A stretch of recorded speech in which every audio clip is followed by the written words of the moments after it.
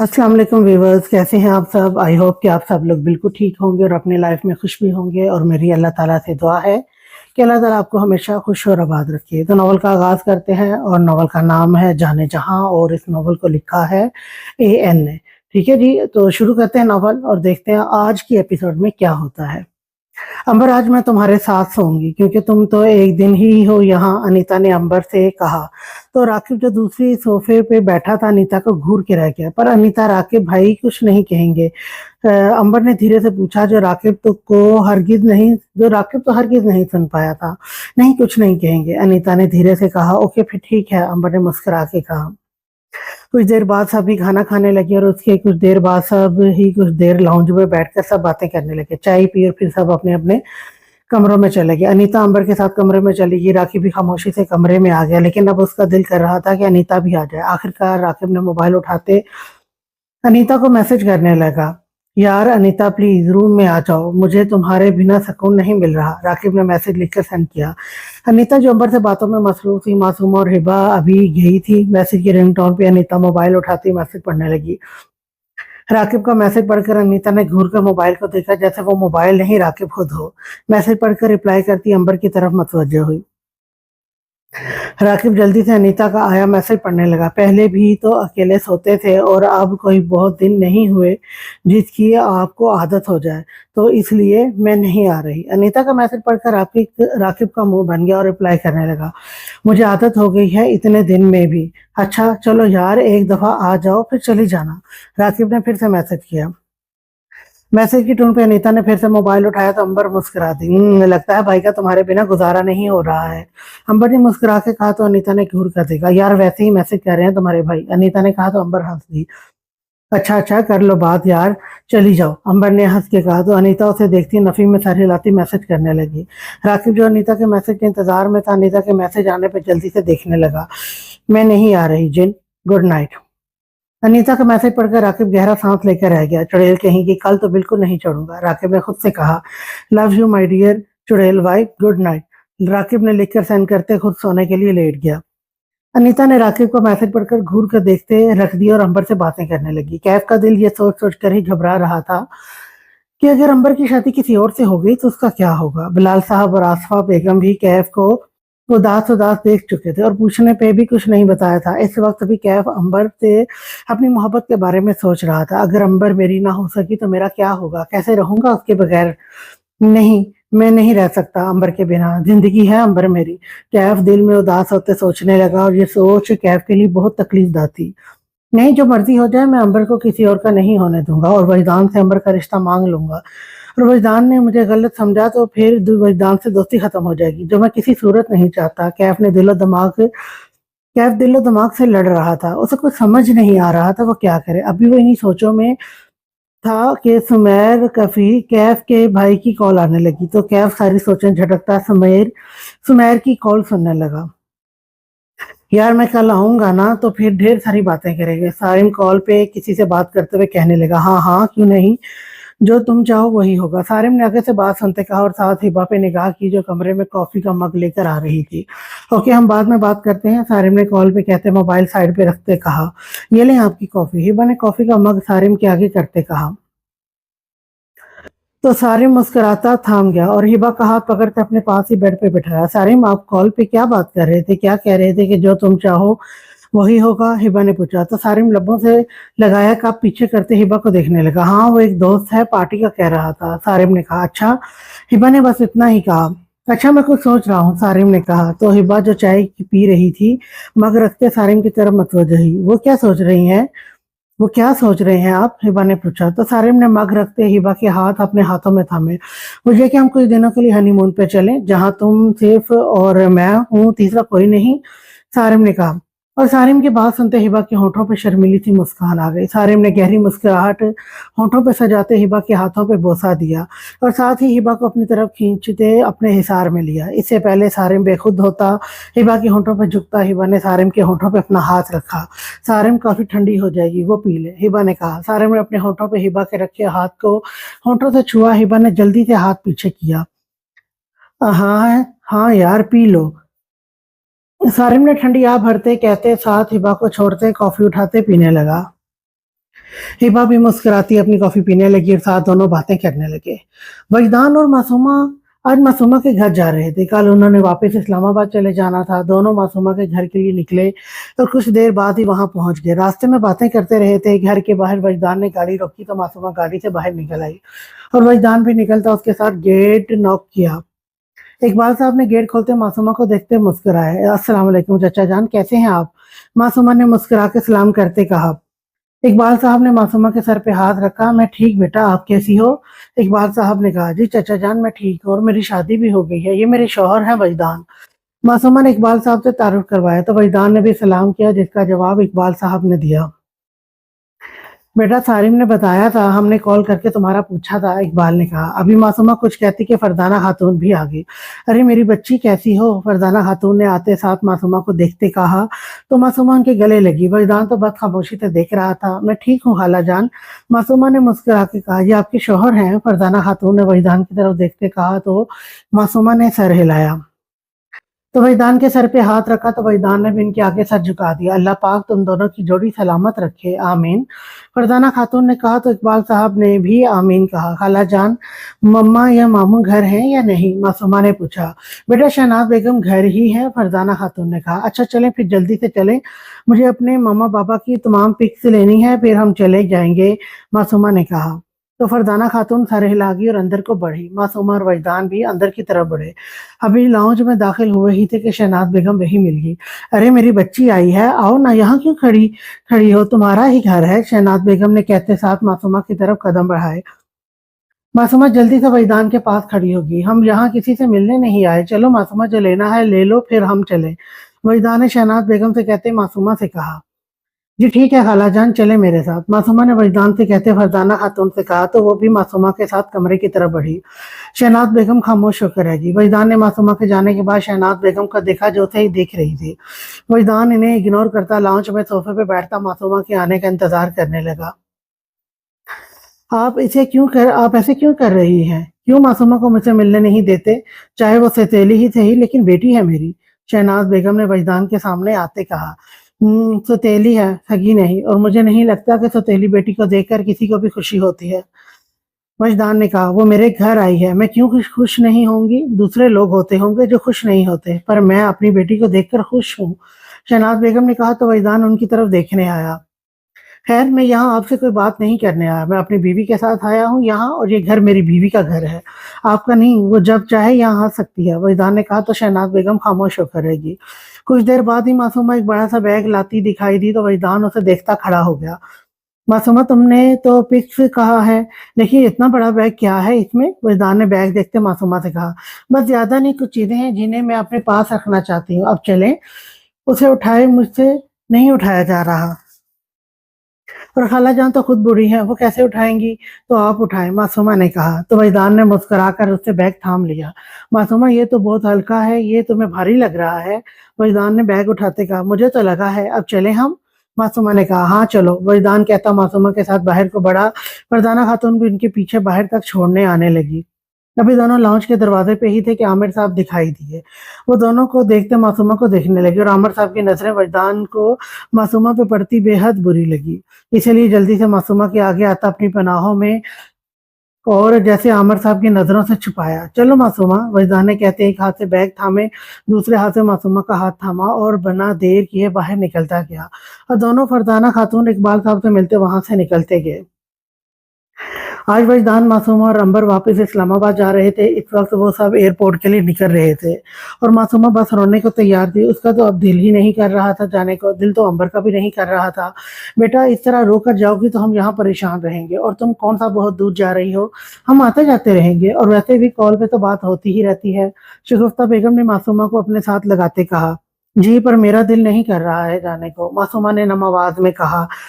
मासूमा हम आएंगे ना, 1 महीने बाद चक्कर लगा कर जाएंगे, वजदान ने मासूमा को कहा तो मासूमा सर हिला गई। खाला जान आप ही आइएगा ना हमारे, मेरा भी दिल नहीं कर रहा जाने को, अंबर ने भी उदास लहजे में कहा। बेटा हम आएंगे ना, अब खैरियत से जाओ, सदफ बेगम ने अंबर को अपने साथ लगाते कहा। चलो छोड़कर आओ वरना फ्लाइट से देर हो जाएगी, राकिब ने कहा और सभी उनसे मिलने लगे। मैं भी चलता हूँ, सारिम ने कहा तो वजदान सर हिला गया।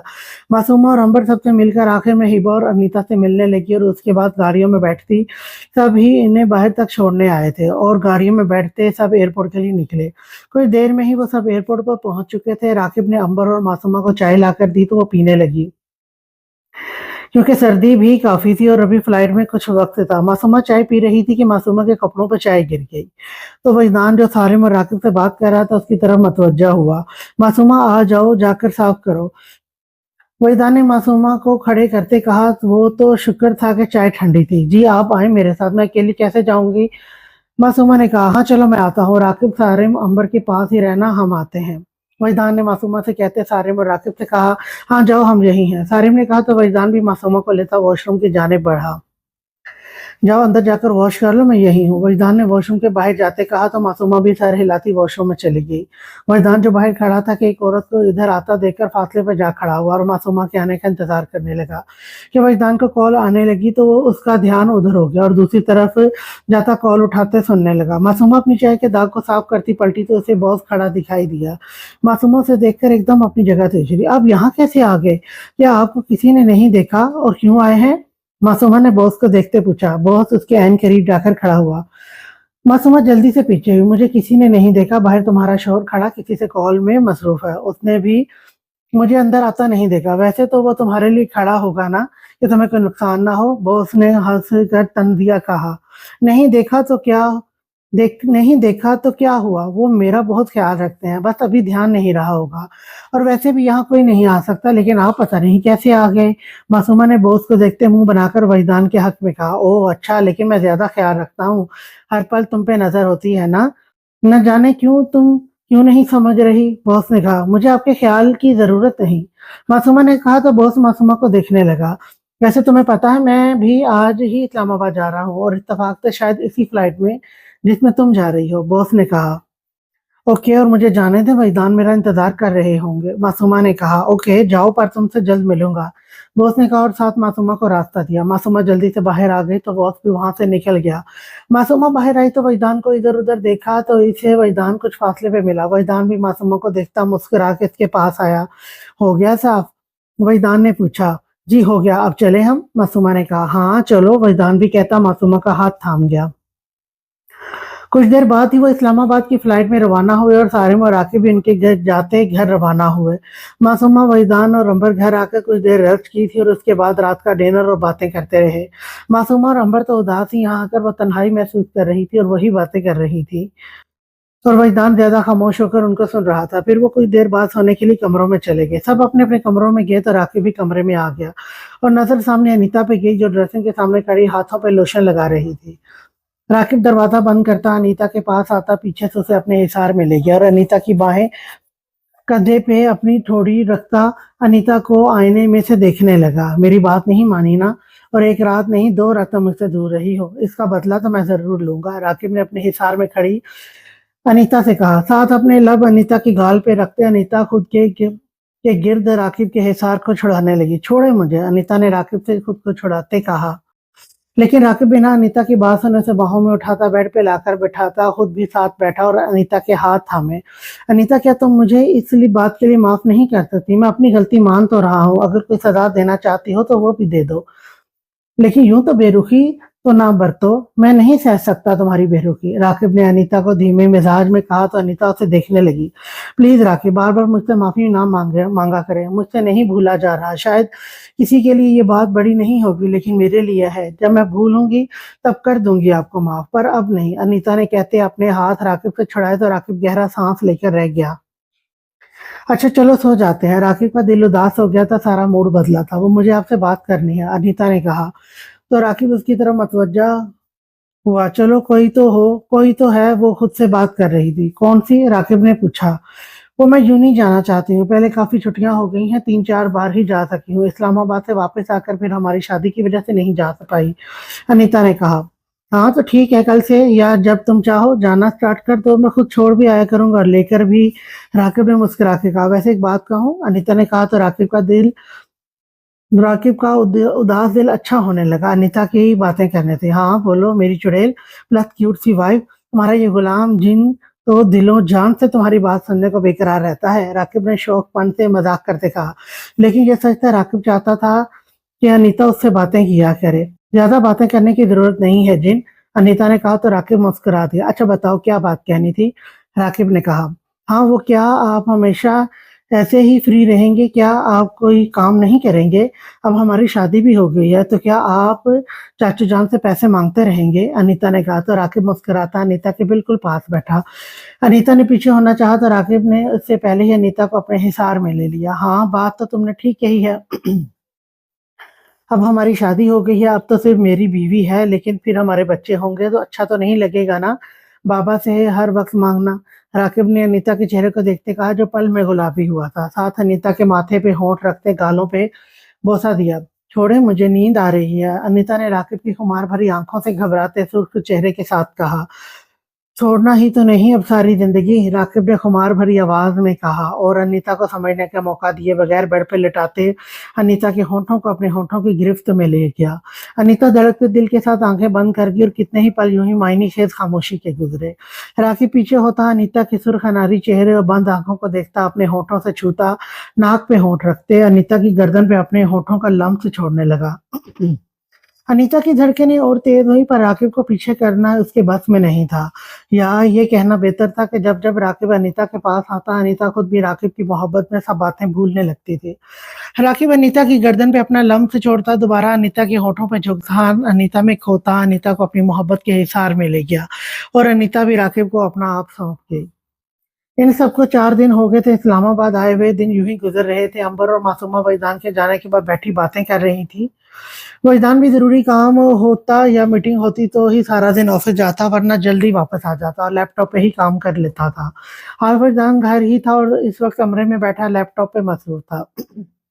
मासूमा और अंबर बैठी बातें कर रही थी और अभी कमरे में आई थी और अब वजदान के करीब आती बैठ गई। वजदान ने मुस्कुरा के उसे देखते लैपटॉप रखता पूरी तरह उसकी तरफ मतवज्जा हुआ। क्या बात है मेरी जान? वजदान ने मासूमा को कंफ्यूज सा देखा तो प्यार भरे लहजे में पूछने लगा। वो मुझे शॉपिंग पे जाना है, मासूमा ने कहा तो वजदान मुस्कुरा दिया। तो इसमें इतना सोचना क्यों मेरी जान, कब जाना है हम चलेंगे, बल्कि मैं खुद लेकर दूंगा अपनी पसंद के ड्रेसेस और तुम भी अपनी पसंद के ले लेना, ठीक है? वजदान ने मुस्कुराकर कहा तो मासूमा वजदान को देखने लगी। नहीं मुझे ड्रेस नहीं चाहिए, मासूमा ने कहा। तो शूज लेने हैं, वजदान ने पूछा। नहीं, मासूमा ने मिनमिनाते कहा। तो वजदान ने सवालिया देखा। तो क्या लेना है मेरी जान ने? वजदान को कुछ समझ नहीं आया था कि मासूमा को क्या चाहिए। वो मैं आपको नहीं बता सकती, अब मुझे लेकर जा रहे हैं या नहीं, मासूमा ने सुर्ख चेहरे के साथ उंगलियां मरोड़ते कहा। तो वजदान एक पल मासूमा की बात को सोचता रहा कि क्या है ऐसा, फिर समझता मुस्कुरा के मासूमा का हाथ थाम गया। अच्छा इधर आओ मेरे साथ, वजदान ने कहते मासूमा का हाथ थाम कर खड़ा किया तो मासूमा भी उसके साथ खड़ी हो गई। वजदान मासूमा को चेंजिंग रूम में लाता है, कबर्ड खोलता, मासूमा के पास खड़ा होता, मासूमा के चेहरे के तासुरात देखने लगा। मासूमा जरूरत का सामान देखती सुर्ख हो गई। वजदान मासूमा का सुर्ख चेहरा देखता मुस्कुरा दिया। इन्हें कैसे पता लड़कियों की चीजों का, मासूमा ने धीरे से बुड़बुड़ाते खुद से कहा, लेकिन वजदान सुन चुका था और मासूमा की बात सुनते धीमा सा मुस्कुरा दिया। यही लेना था मेरी जान ने, मुझे पता था तुम्हें इसकी जरूरत होगी, इसलिए पहले ही ले आया था, वजदान ने मासूमा को अपने हिसार में लेते कहा। तो मासूमा जल्दी से वजदान के हिसार से निकलती, कबर्ड बंद करती, चेंजिंग रूम से बाहर भागी। वजदान मासूमा की तेजी देखता कहका लगा गया और उसके पीछे ही रूम में आ गया। मासूमा सुर्ख चेहरा झुकाती बेड पे बैठी थी। वजदान भी उसके पास आता मासूमा को हिसार में ले गया। अगर कुछ और चाहिए तो बताओ, हम अभी चलते हैं, वजदान ने मासूमा के चेहरे को हिसार में लेते कहा। नहीं चाहिए, नहीं चाहिए, छोड़े मुझे, अब मुझे भूख लगी है, मैं खाने जा रही हूँ, मासूमा ने गुलाबी चेहरे के साथ नजर झुकाए ही वजदान से कहा। तो वजदान मुस्कुरा दिया और मासूमा का चेहरा हाथों में थाम कर मासूमा के माथे पे बोसा दिया। अच्छा यार जरा अपने डिंपल तो दिखा दो, मेरा बहुत दिल कर रहा है देखने को, सुबह के बाद देखे ही नहीं, वजदान ने मासूमा के चेहरे को नजरों के हिसार में लिए बात बदलने को कहा और मासूमा ने वजदान को देखा। मैं क्यों दिखाऊं, मुझे आपसे बात नहीं करनी, आप बहुत बेशर्म है, मासूमा ने सिर्फ चेहरे के साथ वजदान को देखते कहा। तो वजदान ने मासूमा को घूरा। मुझे तो अभी देखना है और अभी देखूंगा, वजदान ने भी कहा। मैं नहीं दिखाऊंगी, मासूमा ने भी कहा।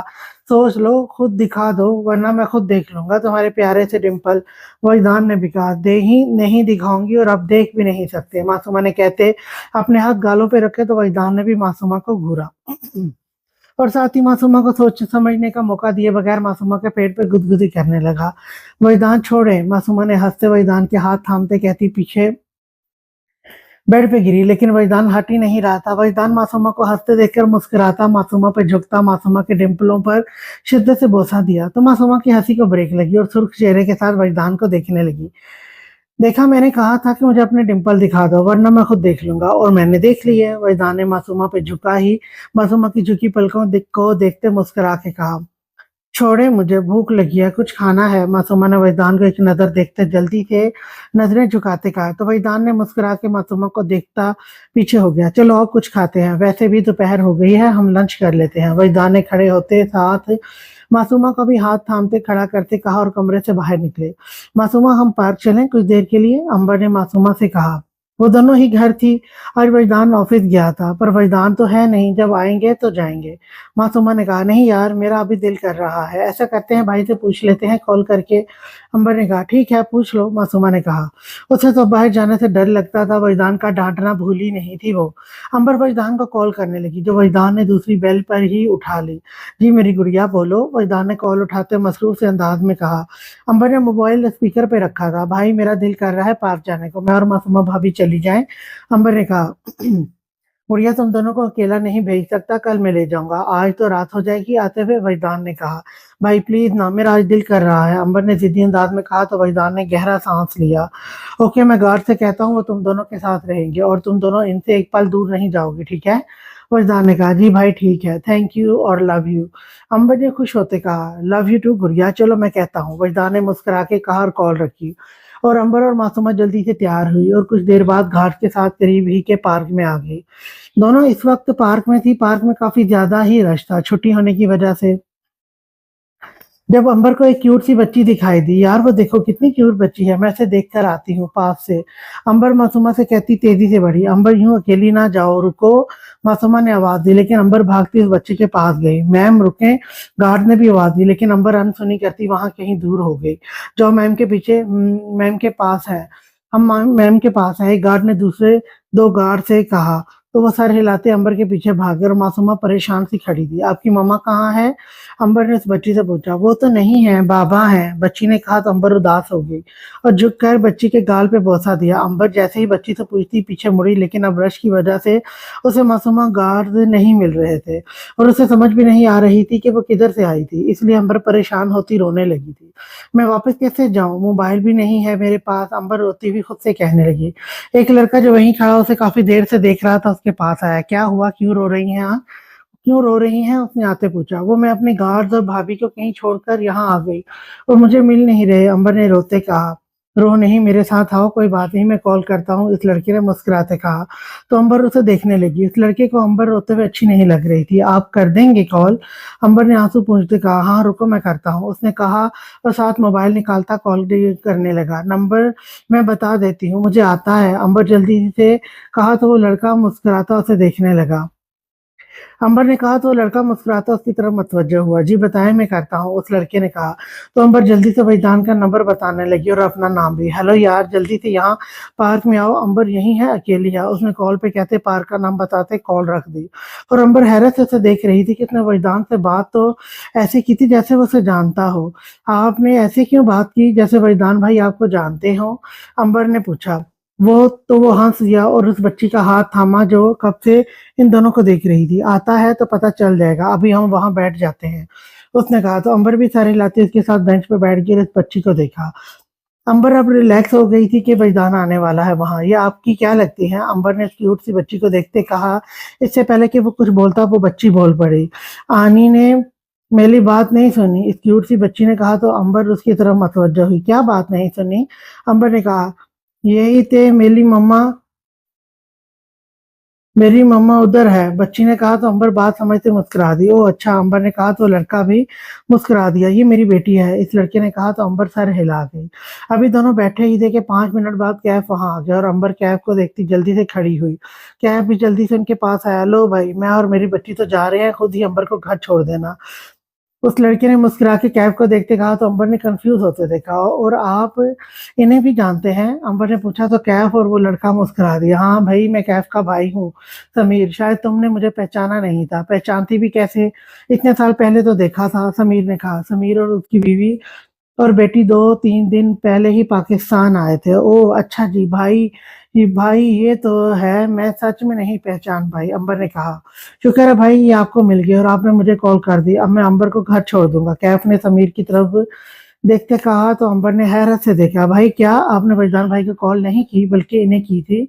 अंबर ने कहा। तो समीर सर हिला गया। जी इसे की थी। अच्छा हम जा रहे हैं, समीर ने कहते बच्ची को उठाते वहां से निकलता गया। तो अंबर कैफ की तरफ मतवज्जो हुई जो उसे ही देख रहा था। प्लीज आप भाई को कॉल करके बता दें, और मासूमा भी परेशान हो रही होगी, अंबर ने कहा। ठीक है मैं करता हूँ, आओ चले, कैफ ने कहा, और अंबर भी उसके साथ गाड़ी की तरफ बढ़ी। मासूमा बेहद परेशान हो चुकी थी और गार्ड अलग से परेशान हो चुके थे। गार्ड ने आखिरकार वजदान को कॉल करके बता दिया। वो बस 5 मिनट का कहकर वहां आ रहा था। वजदान बेहद परेशान हो चुका था। मैम आप चल के गाड़ी में बैठ जाएं, गार्ड ने कहा। तो मासूमा भी सर हिलाती गाड़ी की तरफ बढ़ी कि उसे एक बच्चा दिखाई दिया। शायद गिर गया था और उसके माथे पे काफी चोट लगी थी जिससे खून बह रहा था, और बच्चे के वालिदैन उसे जल्दी से वहां से ले गए। मासूमा को खून देखकर डर लगने लगा था, आंखों में नमी आने लगी, आंखों के आगे एकदम अंधेरा छाने लगा। एकदम लड़खड़ा के मासूमा गिरी थी कि गार्ड बेहद परेशान हो गए। ना वो उठा सकते थे मासूमा को और हाथ लगा सकते थे, बस मासूमा को पुकार रहे थे। गार्ड ने फिर से परेशानी से वजदान को कॉल करने लगा। सर जल्दी आए, मैम बेहोश हो गई हैं। गार्ड ने वजदान की कॉल उठाते ही जल्दी से कहा। क्या किसी को पास ना आने देना, सिर्फ 1 मिनट में पहुंच रहा हूँ वहां। वजदान जो अंबर की वजह से परेशान था, मासूमा का सुनते और परेशान हो गया और तेज ड्राइविंग करने लगा। कैफ अंबर को गाड़ी में बैठाता, खुद भी ड्राइविंग सीट पे बैठता, वजदान को कॉल करने लगा। लेकिन वजदान का नंबर बिजी जा रहा था। क्या हुआ, वजदान भाई कॉल नहीं उठा रहे? अंबर ने कैफ को देखते पूछा। नहीं नंबर बिजी है, मैं दोबारा करता हूँ, तुम परेशान ना हो, हम घर चलते हैं, कैफ ने अंबर का परेशान चेहरा देखते हुए कहा और गाड़ी स्टार्ट की। कैफ गाड़ी बहुत स्लो चला रहा था क्योंकि वो अंबर के साथ कुछ वक्त गुजारना चाहता था। कैफ ने दोबारा वजदान को कॉल मिलाई लेकिन इस दफा उसने उठाई नहीं। मुझे इसे नहीं जाना ऐसे नहीं जाना चाहिए था, मासूमा भी परेशान हो रही होगी, वो तो पहले ही नहीं आ रही थी मेरे साथ, अंबर ने कहा। हाँ परेशान तो होगी लेकिन गार्ड है उसके साथ, तुम फिक्र ना करो, और मुझे पता है वजदान मासूमा के पास पहुंचने वाला होगा, तुम ये पानी पियो।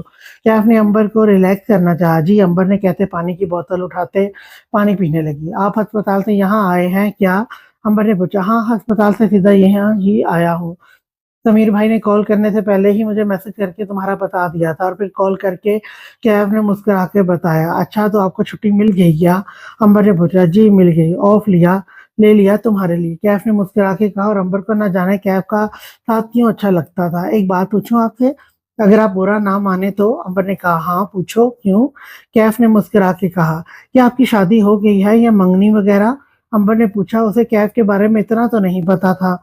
हुँ, तुम्हें क्या लगता है? कैफ ने पूछा। हो सकता हो मंगनी हुई हो, क्योंकि बीवी होती तो वो कभी तो हमारे घर आती आपके साथ, अंबर ने कहा। तो कैफ मुस्कुरा दिया। नहीं अभी शादी तो दूर मंगनी भी नहीं हुई। वैसे एक लड़की है जिसे मेरे मम्मा पापा शादी करवाना चाहते हैं, अगर वो लड़की उसके घर वाले मान जाए, कैफ ने कहा। दिल तो किया था खुद भी बता दे कि वो भी उसे पसंद करता है, लेकिन वो कह ना सका। अच्छा तो कौन है वो लड़की, अंबर ने पूछा। अंबर का दिल न जाने ये सुनकर उदास हुआ था कि कोई है जिससे कैफ की शादी होने वाली है। अगर मेरी शादी हो गई उससे तो फिर मिलवाऊंगा, कैफ ने कहा। ठीक है, अंबर ने कहा। कैफ को हैरत हुई थी कि वो उदास क्यों हो गई, लेकिन खामोश रहा। जो बात उसके दिल में आ रही थी उसे वो झटक गया। मुझे क्या जिससे मर्दी शादी हो इनकी, अंबर ने दिल में खुद ही सोचा। अच्छा मैं वैदान को दोबारा कॉल करता हूँ, कैफ कहता फिर से वैदान को कॉल करने लगा। और फिर 1 मिनट बाद ही वजदान मासूमा के पास आ, जहाँ गार्ड किसी को भी पास आने से मना कर रहे थे। वजदान भागता हुआ आकर मासूमा के पास बैठता, मासूमा का सर अपनी गोद में रखता, उसका गाल थपथपाने लगा। मासूमा उठो मेरी जान, क्या हुआ है, वजदान परेशानी से उठाने लगा। फिर जल्दी से बाजुओं में भरता गाड़ी की तरफ बढ़ा और उसे गाड़ी में बैठाता पानी की छींटे चेहरे पे मारे तो मासूमा को होश आया। वजदान मासूमा को होश में आता देखकर पुरसकून हुआ। मासूमा क्या हुआ था मेरी जान, वजदान ने मासूमा का हाथ थामकर दूसरा हाथ रखकर नरमी से मासूमा के गाल पे रखते पूछा। वो वजदान वहां खून था, मुझे डर लग रहा है, मासूमा ने कपकपाते लहजे में कहा, आंखों में नमी थी। वजदान ने उसे अपने साथ लगाया। कुछ नहीं हुआ, मैं हूं ना साथ, अब परेशान ना हो। वजदान ने नरमी से कहा तो मासूमा सर हिला गई। अच्छा मैं अंबर को देखूं, वो परेशान ना और यहीं बैठो। वजदान उसे सीधा करके बैठाते कहा। जी, मासूमा ने बस इतना ही कहा। अभी वजदान अंबर को देखता कि उसे कैफ की कॉल आने लगी तो वजदान ने उठा ली। कैफ, मैं बात में बात करता हूँ। अंबर न जाने कहाँ चली गया। वजदान ने परेशानी से कहा तो कैफ बोल पड़ा, अंबर मेरे साथ है, परेशान ना हो, मैं घोर छोड़ जाता हूँ, हम रास्ते में हैं। कैफ ने कहा तो वजदान ने शुक्र का सांस लिया। अंबर तुम्हें कैसे मिली? वजदान ने पूछा, क्योंकि कैफ यहाँ पार्क में क्या करने आया था। घर जाकर बताता हूँ, कैफ ने कहा। ओके, हम भी घर आते हैं। वजदान ने कहते कॉल रखी और मासूमा की तरफ मतवज्जो हुआ। वजदान, अंबर कहाँ है? मासूमा ने वजदान की कॉल पे बात सुनते कहा, लेकिन आंखों में अभी भी नमी वजदान को अच्छे से महसूस हो रही थी। वो कैफ के साथ है, शायद वो यहाँ पार्क में आया होगा तो उसे मिल गई। चलो घर चलते हैं, वजदान ने कहा और ड्राइविंग सीट पे आकर बैठा। मासूमा मेरी जान, अब परेशान ना हो, जो देखा भूल जाओ, मैं हूं ना तुम्हारे साथ। वजदान ने नरमी से मासूमा को कहते गाड़ी स्टार्ट की तो मासूमा सर हिला गई। अब आप छोड़कर ना जाइएगा वजदान, मुझे बहुत डर लगता है, मासूमा ने नम लहजे में कहा। तो वजदान को मासूमा को यूं देखते तकलीफ होने लगी। एक हाथ से गाड़ी ड्राइव करते दूसरे हाथ से मासूमा का हाथ थामा तो मासूमा भी मजबूती से हाथ वजदान का थाम गई। वजदान को महसूस हुआ कभी नहीं छोड़कर जाऊंगा, मेरी जान, हमेशा तुम्हारे साथ रहूंगा। वजदान ने मोहब्बत से कहा। अच्छा बताओ क्या खाओगी, हम रास्ते से ले लेते हैं, या घर जाकर कुछ बनवा दूं? वजदान ने बात बदली। मुझे नहीं खाना कुछ, घर चलते हैं, मासूमा ने कहा। क्यों नहीं खाना? चलो जाकर घर जाकर तुम्हारे लिए कुछ बनवाता हूँ, बल्कि आज तुम्हारे लिए और अंबर के लिए मैं खुद कुछ बनाऊंगा। वजदान ने मुस्कुरा के कहा तो मासूमा ने वजदान को देखा। आपको खाना बनाना आता है? मासूमा ने हैरत से पूछा।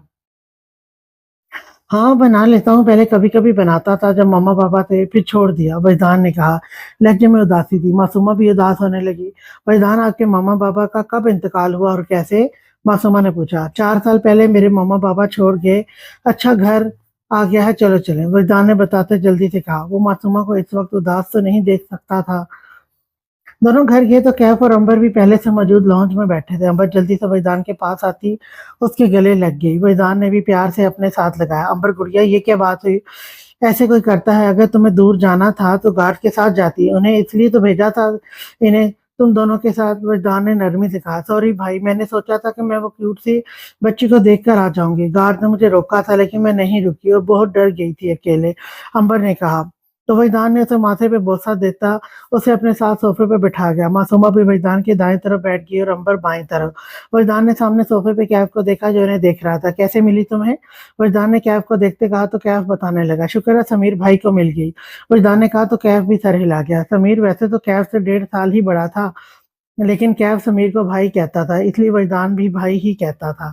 हाँ शुक्र है, कैफ ने भी बेख्तियार कहा। वजदान, आपने हमारे लिए आज खुद बनाना है या खाने के लिए कुछ आपने कहा था? मासूमा की आवाज पर वजदान के साथ अंबर और कैफ भी उसकी तरफ मुतवज्जह हुए। हाँ बिल्कुल, मैं ही बनाऊंगा, वजदान ने मुस्कुरा के कहा तो अंबर भी खुश हो गई और कैफ भी मुस्कुरा दिया। वाह भाई, आप बनाएंगे? अंबर ने खुश होते कहा। जी हाँ, आज मैं बनाऊंगा, वजदान ने कहा। तो वजदान जल्दी जाकर बनाए, मुझे भूख लगी। अब मासूमा ने वजदान का बाजू थामे कहा तो वजदान मुस्कुरा दिया।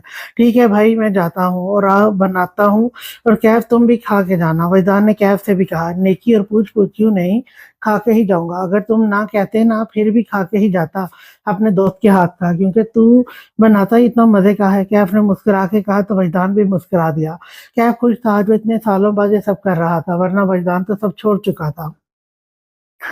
ओके, मैं जा रहा हूँ और मासूमा मेरी हेल्प करेगी, मैं चेंज करके आता हूँ, वजदान ने कहा। वजदान, पर मुझे कुछ बनाना नहीं आता तो मैं आपकी क्या हेल्प करूंगी? मासूमा ने वजदान को कहा। वो मैं बता दूंगा, अभी मैं चेंज करके आता हूँ, वजदान ने मासूमा से कहा। ओके, मासूमा ने मुस्कुरा के कहा। तो वजदान भी ऊपर कमरे में चल दिया और कुछ देर बाद मासूमा और वजदान किचन में थे। कैफ और अंबर लाउंज में ही बैठे थे, बस यूं ही कोई ना कोई बात कर लेते। कैफ के लिए तो इतना ही काफी था कि अंबर उसके सामने बैठ गया। वजदान, क्या बना रहे हैं आप? मासूमा ने वजदान को देखते पूछा, जो प्याज टमाटर वगैरह शेल्फ पे रख रहा था। मासूमा के पूछने पे वजदान मासूमा की तरफ मुतवज्जा होता, उसके करीब जाता, उसे कमर से थाम कर शेल्फ पे बैठाते, उसके आस पास हाथ रखते मासूमा पे झुका। मासूमा तो वैदान के संभल पे बुखला ही गई थी। मैं बिरयानी बनाने लगा हूँ, तुम्हारी फेवरेट है ना? वैदान ने मासूमा के चेहरे को देखते कहा, जिस पर वैदान के करीब आने से सुर्खी छा गई थी। जी फेवरेट है, लेकिन मैं आपकी क्या हेल्प कर रहा हूँ? जी मुझे तो कुछ नहीं आता, मासूमा ने कहा। तो वैदान मुस्कुरा दिया। तुम बस यहाँ बैठकर मुझसे बातें करो और मुझे देखो, बाकी मैं खुद ही कर लूंगा। वैदान ने मुस्कुरा के कहा। तो मासूमा भी मुस्कुरा दी। ठीक है, मासूमा ने कहा। तो वैदान ने मासूमा के दोनों गालों को छूते मासूमा के चेहरे पे हया की लाली देखकर मुस्कुराता बिरयानी बनाने की तरफ मतवज्जा हुआ। मासूमा अपने धड़कते दिल को संभालती वजदान की तरफ देखने लगी, जो टमाटर काटने लगा था। मैं चॉकलेट देता हूँ, कल ले आया था, तुम्हें दी नहीं, फ्रिज में होगी। वजदान कहता फ्रिज में से चॉकलेट लाया और मासूमा को दी। आपने कल क्यों नहीं दी मुझे? मासूमा ने वजदान के हाथ से चॉकलेट लेते कहा। रात थी तो इसलिए नहीं दी, वजदान ने कहा। तो मासूमा सर हिलाती चॉकलेट खाने लगी और वजदान मासूमा के पास ही खड़ा होता टमाटर वगैरह काटने लगा। आप खाएंगे चॉकलेट? मासूमा ने चॉकलेट खाते वजदान से भी पूछा। तो वजदान ने मासूमा की तरफ देखा और मासूमा के होठों पर जरा सी चॉकलेट लगी तो ये देखकर मुस्कुराता मासूमा के पास होता, उसके होठों पर लगी चॉकलेट अपने होठों से साफ करता पीछे होता। मासूमा के चेहरे पे छाए गहरे रंगों को और झुकी पलकों को देखता मुस्कुरा मुस्कुरा दिया। चलो अब खाओ, मैंने खा लिया, वैसे मुझे तो बहुत ज्यादा मीठी लगी है। वजदान ने मुस्कुरा के दो मायने अंदाज में कहा। तो मासूमा खुद की तेज धड़कती धड़कनों को संभालती वजदान की तरफ देखने लगी। अब नहीं कहूंगी आपसे खाने को, और जल्दी बनाएं बिरयानी, आप तो बना ही नहीं रहे। मासूमा ने वजदान को देखते मुंह बनाकर कहा। तो वजदान भी मासूमा को शर्माया रूप देखते मुस्कुराता बिरयानी बनाने की तरफ मतवज्जा हुआ और मासूमा से बातें करता बिरयानी बनाने लगा। बाबा, वो आपसे एक बात कहनी है। सब खाना खाते चाय पी रहे थे जब सारिम ने साकिब साहब से बात की। हाँ बोलो बेटा। साकिब साहब सारिम की तरफ मतवज्जे हुए। वो बाबा, मैं हिबा के साथ कुछ दिनों के लिए घूमने जाना चाहता हूँ, सारिम ने कहा। वो ये नहीं कह सका था हनीमून पे जाना है इसे। सारिम के कहने पे सब मुस्कुरा दिया। हिबा के गालों पे लाली सी छाने लगी थी। अनीता जो उसके पास बैठी थी तंग करने के लिए अपनी कोनी हिबा को मारी। हिबा ने घूर कर उसे देखा तो अनीता मुस्कुरा दी। हाँ क्यों नहीं, जाओ, यही तो दिन होते हैं घूमने फिरने के, जब जाना हुआ जाओ, साकिब साहब ने कहा। जी बाबा, बस फिर 3 दिन तक जाते हैं, सारिम ने कहा। ठीक है, खैर खैरियत से जाओ आओ, शगुफ्ता बेगम ने कहा। तो सबने आमीन कहा। राकिब, तुम भी अनीता बेटी को लेकर जाओ, क्या तुम्हारा इरादा नहीं घूमने का? सदब बेगम ने कहा। तो अनीता का रंग एकदम सुर्ख हुआ तो हिबा ने इस बार अनीता को तंग किया। मम्मा जाएंगे वो अभी कुछ वक्त बाद, राकिब ने धीमे से कहा। वो जानता था कि अनीता नहीं जाएगी और वो खुद भी चाहता था कि इन दोनों के दरमियान सब ठीक हो जाए, फिर ही हो जाए। क्यों बेटा, अभी क्यों नहीं? सदब बेगम ने कहा। अभी राकिब कुछ बोलता या कहता कि अनीता बोल पड़ी। चाची जान, अभी मेरे पेपर्स हैं, अनीता ने कहा। तो राकिब ने गहरा सांस लिया। अच्छा चलो, बाद में चले जाना, सदब बेगम ने कहा। वजदान ने बिरयानी तैयार कर ली थी और मासूमा ने वजदान के साथ सब चीजें डाइनिंग टेबल पर लाई थी और वजदान भी मासूमा को यूं खौफ से निकलता देखकर खुद भी परेशान, खुद भी पुरसकून हो गया था। वजदान को उम्मीद थी कि वो मासूमा को इस डर से निकाल देगा। चलो अब खाओ, खाकर बताओ कैसी बनी है। वजदान ने बैठते मासूमा, अंबर और कैफ से कहा और साथ मासूमा को बिरयानी डालता देने लगा। वाह, बहुत मजे की बनाई है आपने वजदान। मासूमा ने खाते दिल से तारीफ की तो वजदान मुस्कुरा दिया। कैफ और अंबर भी मुस्कुरा दिए। जी बहुत मजे किए, मुझे तो पहले ही पता था आप मजे की बनाएंगे, अंबर ने खाते कहा। तो वजदान अंबर को देखता मुस्कुरा दिया। अब तू भी बता दे, वहीदान ने कैफ को देखते कहा। तो बिरयानी से खूब इंसाफ कर रहा था। भाई मुझे तो खुद पहले पता था तुम बहुत मजे की बनाओगे, इसीलिए तो गया नहीं था, कैफ ने कहा। तो वहीदान उसे देखता मुस्कुरा दिया और खुद भी खाने लगा। वहीदान, आप फिर बनाएंगे बिरयानी? सच्ची, ऐसी बिरयानी तो मैंने पहले खाई ही नहीं कभी, मासूमा ने खाते कहा। ठीक है, तुम कहती हो तो जरूर बनाऊंगा, वजदान ने मुस्कुरा के कहा। तो मासूमा भी मुस्कुराती खाने लगी। कैफ और अंबर भी मुस्कुरा दिए। कुछ देर बाद सबने खुशगवार माहौल में खाना खाया और उसके बाद वजदान और कैफ काफी देर बातें करते रहे। अंबर और मासूमा कमरे में चली गई थी। यार वो तो आहत को जानता है, वजदान ने कैफ से कहा। तो कैफ चाय का घूंट भरता वजदान को देखने लगा। नहीं, क्यों पूछ रहा है? कैफ ने पूछा। वो मुझे लगा शायद तुम मिल चुके हो, असल में मुझे वो लड़का अंबर के लिए अच्छा लगा और उसके घर वाले भी अंबर को अपने बेटे आहत के लिए पसंद कर चुके हैं, मुझे भी मुनासिब लग रहा है रिश्ता, वजदान ने बताया। तो कैफ का रंग उड़ने लगा। अच्छा, जैसे तुम्हें मुनासिब लगे यार, मैं चलता हूँ, काफी देर हो गई है, घर पे सब इंतजार कर रहे होंगे। कैफ ने चाय का कप रखते जल्दी से कहते खड़ा हुआ और इससे और नहीं बैठा जाना था अब। ओके फिर मिलते हैं। वजदान भी खामोश हो गया था, कुछ ना कहा। कैफ भी सारे लता वहां से निकला।